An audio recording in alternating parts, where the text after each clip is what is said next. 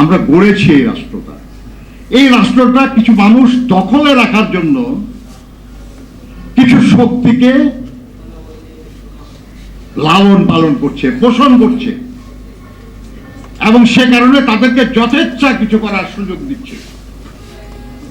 যার ফলে আমরা দেখি যে এই সরকারেরই নিযুক্ত সেনাবাহিনীর প্রধানের বিরুদ্ধে দুর্নীতির অভিযোগ হচ্ছে, এই সরকারেরই নিযুক্ত পুলিশ প্রধানের বিরুদ্ধে দুর্নীতির অভিযোগ হচ্ছে, এই সরকারের নিযুক্ত এডিশনাল পুলিশ কমিশনার তার বিরুদ্ধে হচ্ছে, মেট্রোপলিটন পুলিশের কমিশনারের বিরুদ্ধে হচ্ছে, রাজস্ব বোর্ডের সদস্যের বিরুদ্ধে হচ্ছে, এমনকি দেশের প্রধান বিচারপতি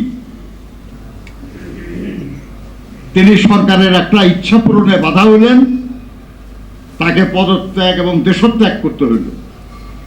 তাতেও শেষ হলো না, এবং দেখা গেল তার বিরুদ্ধে অভিযোগ করার পরে তার বিরুদ্ধে দুর্নীতির অভিযোগ প্রমাণিত হয়েছে।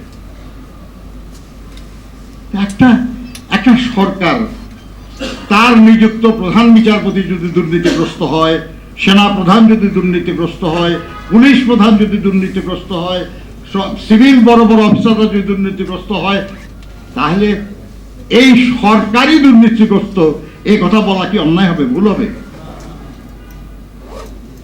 তাহলে এইসব লোককে আপনি কেন নিযুক্ত করেছেন? যারা দেশটাকে রক্ষা করবে, যারা আইন শৃঙ্খলা সুরক্ষা করবে, যারা বিচার সুনিশ্চিত করবে, সেই সব জায়গায় টপ লোকজন আপনি নিজের স্বার্থে এমন লোকজনকে বসান যাদের বিরুদ্ধে ধরনের অভিযোগ হয়, তারপরেও আপনি বলবেন দুর্নীতির বিরুদ্ধে জিরো টলারেন্স। ভাই, আপনার জিরোটা এটা কি রকমের জিরো?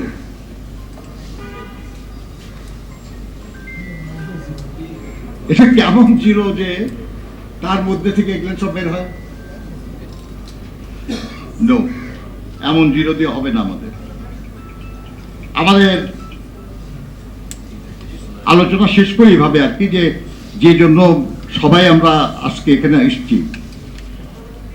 আমরা সবাই জানি যে আমরা গত কিছুদিন আগে একটা আন্দোলন করেছি, এখানে যারা আছে আমরা সবাই সেই আন্দোলনে যুক্ত ছিলাম, যে কোনো ভাবে হোক, কখনো জোটবদ্ধভাবে, কখনো যুগপৎ, কখনো যার যার অবস্থান থেকে, কিন্তু দাবি কিন্তু একটাই ছিল, সেটা হলো অনির্বাচিত এই গণবিরোধী সরকারের পদত্যাগ এবং নির্দলীয় নিরপেক্ষ সরকারের অধীনে অবাধ, সুষ্ঠু, নিরপেক্ষ একটা নির্বাচন, যাতে করে জনগণ তার পছন্দ মতো প্রতিনিধি নির্বাচিত করতে পারে। এই দাবি আমরা একমত ছিলাম, এবং আমাদের দাবি যে সঠিক ছিল এটা জনগণের সমর্থনে প্রমাণিত হয়েছে।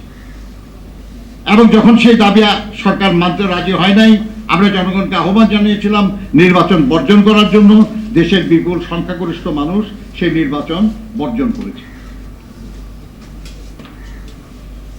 কিন্তু